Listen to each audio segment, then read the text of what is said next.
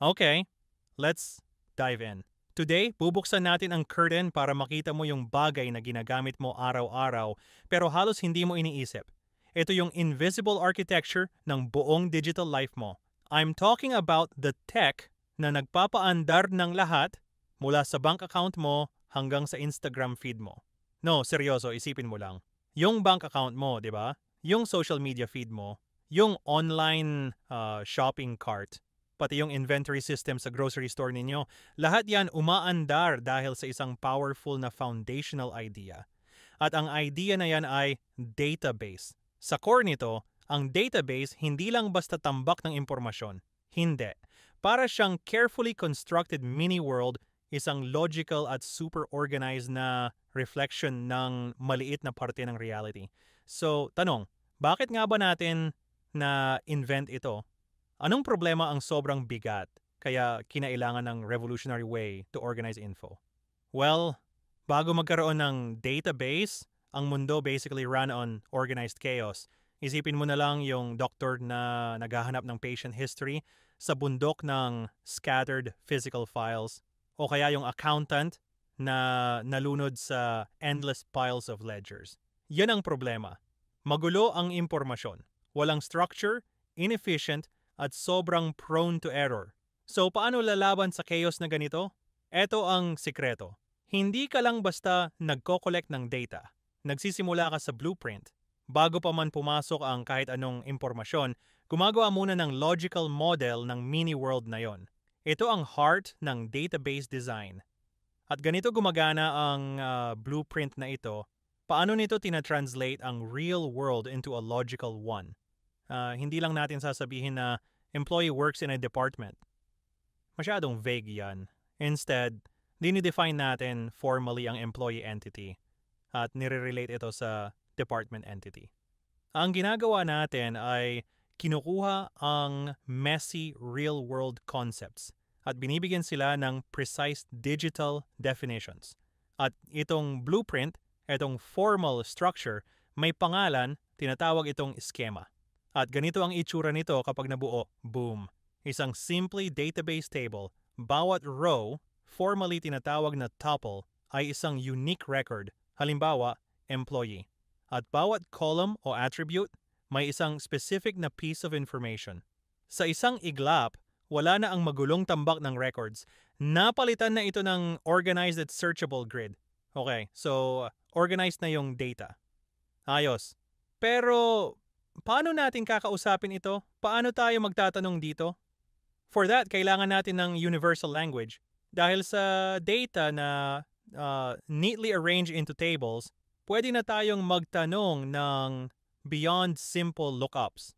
Pwede tayong magtanong ng mas sophisticated na mga tanong. Halimbawa, paano mo mahahanap ang employee na may ikalawang pinakamataas na sahod? Hindi lang ito simpleng sort and find, di ba? May logic involved. Ang language na ginagamit natin dito ay ESQL, Structured Query Language. At alam mo ba, sa core nito, simple lang. Tatlong bagay lang ang kailangan mong sabihin. Anong data ang gusto mong iselect? Aling table mo ito kukunin? At anong conditions ang susundin? Yun lang. Logical request lang, hindi complex program. At oo, alam ko iniisip mo, ang hirap naman tignan. Pero huwag ka munang tumingin sa code. Tingnan mo yung idea. It's just simple select from where logic na nakanest sa loob ng isa't isa.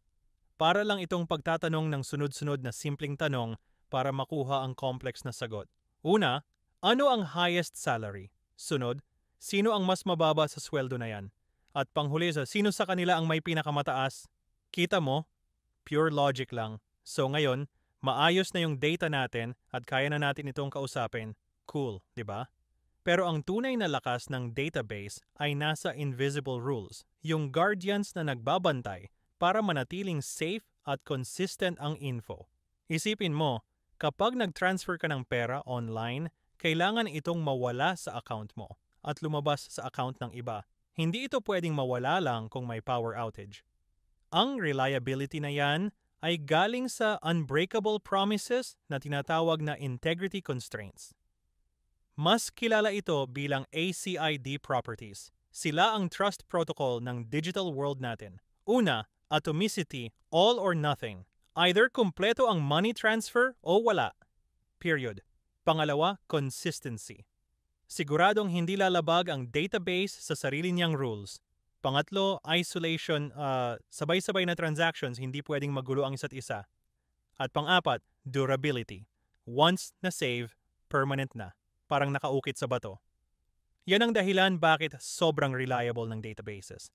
So, lahat ng concepts na ito, tables, SQL, ACID, yan ang naging bedrock ng data management for decades, pero dumating ang internet at nagbago ang lahat.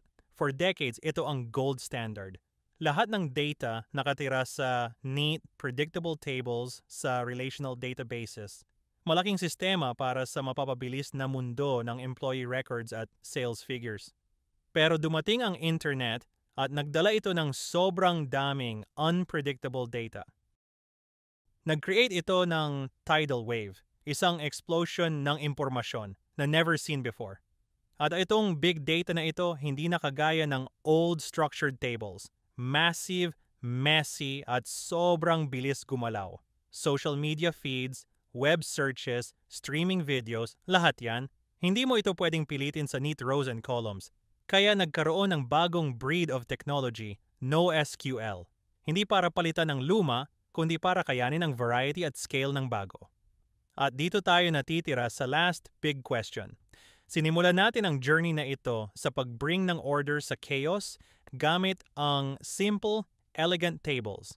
Pero ngayon, ang digital world natin ay nag-generate ng data na halos hindi masukat.